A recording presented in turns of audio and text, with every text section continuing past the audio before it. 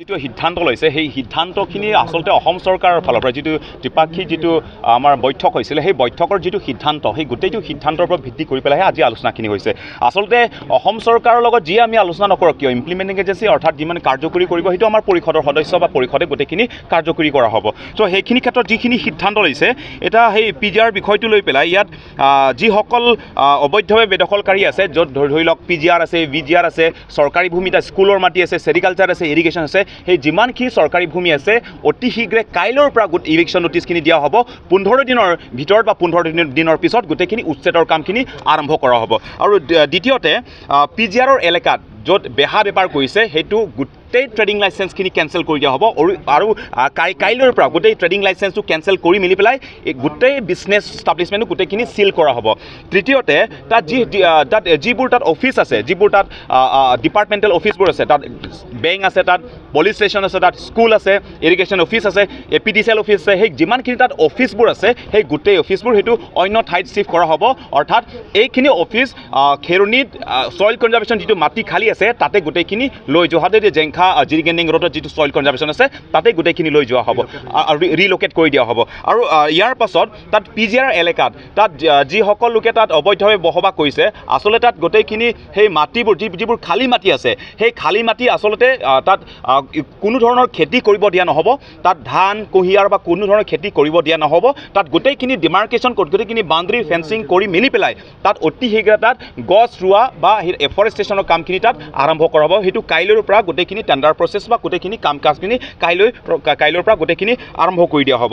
আৰু লগতে ইয়াত PGR তাত যিহেতু PGR এলেকাত তাত আকৌ পুনৰ ফেজ ৱাইজ হিচাপে ফেজ 1, 2, 3 কৰি পেলাই তাত ইভিকশ্যনখিনি আৰম্ভ কৰা হ'ব। প্ৰথম তাত ফেজ 1ৰ ইভিকশ্যনৰ নটিছখিনি কাইলৈৰ পৰা জাৰি কৰা হ'ব। আৰু VGR যিটো উত্তৰ বৰবিল আছে উত্তৰ বৰবিলত কাইলৈৰ পৰা ইভিকশ্যন নটিছ দিয়া হ'ব।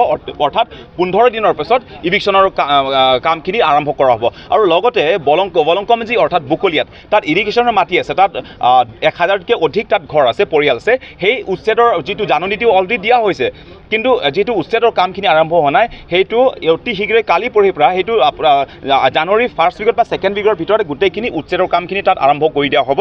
আৰু লগতে যিসকল লোকে আঘাত পাইছে কাৰোবাৰ মৃত্যু হৈছে কাৰোবাৰ আঘাত পাইছে সেই গোটেইবোৰক এজনক 3 লাখকৈ গোটেইখিনি চৰকাৰৰ ফালৰ দিয়া হ'ব। আৰু যিজন লোকে প্ৰাণ হেৰুৱাইছে সেই পৰিয়ালক 10 লাখ সাহাৰ্য আৰু 5 লাখ আৰু 10 লাখ চৰকাৰৰ পৰা অসম চৰকাৰৰ পৰা 10 লাখ আৰু কাৰ্বি আংলং পৰিষদৰ পৰা 5 লাখ আৰু এটা চাকৰি দিয়া হ'ব সেইটো। আৰু সেইখিনিত আৰু এটা কথা স্পষ্টীকৰণ কৰিব বিচাৰিছোঁ যে কাৰ্বি আংলঙৰ যিটো লেণ্ড এণ্ড ৰেভিনিউ অৰ্থাৎ যিটো চাৰ্কেল অফিচত তাত অবৈধভাৱে তাত যিসকলক পাটাখিনি ইছ্যু কৰা হৈছে বা অবৈধভাৱে যিটো মাটিৰ কামখিনি কৰা হৈছে পৰিষদ হস্ৰ অনুসূচিত জিলাত আচলতে অনা অসমীয়া বহিৰাগত লোকসকলে কোনো ধৰণৰ ইয়াত মাটিৰ কাম কাজখিনি চাৰ্কেল অফিচত যোৱাই প্ৰয়োজন নাই কামো নাই তাত।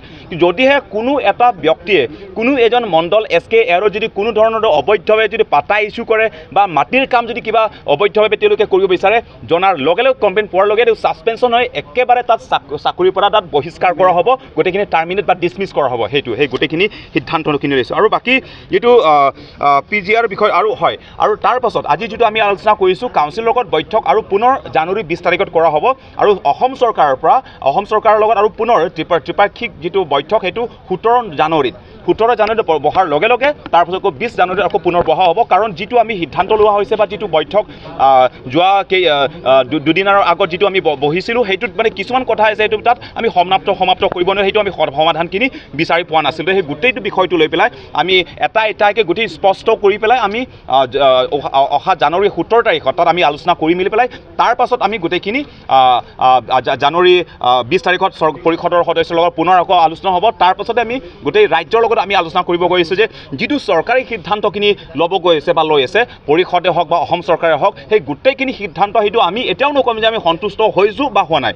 আমাৰ কথাটো হৈছে ৰাজ্যৰ পৰা আৰম্ভ হৈছে শেষতো ৰাজ্যৰ মাজত যিটো আৰম্ভ হ'ব। সেইকাৰণে গোটেইখিনি 26টা সমষ্টিৰ ৰাজ্যৰ প্ৰতিনিধি আছে তাত গাঁওবুঢ়া আছে আমাৰ কাৰ্বি ৰজা আছে আমাৰ হাবে পিনপো আছে সেই সকলো মিলি পেলাই আমি এটা পৰ্যায়লৈকে আলোচনা কৰিছোঁ। আৰু সেইটো ৰাজ্যৰ মাজত গোটেইখিনি আলোচনা কৰিম সেইটো যদি আমি হয় সন্তুষ্ট হৈছোঁ বা সেইটো মানিছোঁ বা সেইখিনিলৈকে আমি বৰ্তমানলৈকে গ্ৰহণ কৰিম তাৰপিছত লাগিলে আন্দোলন কৰিম।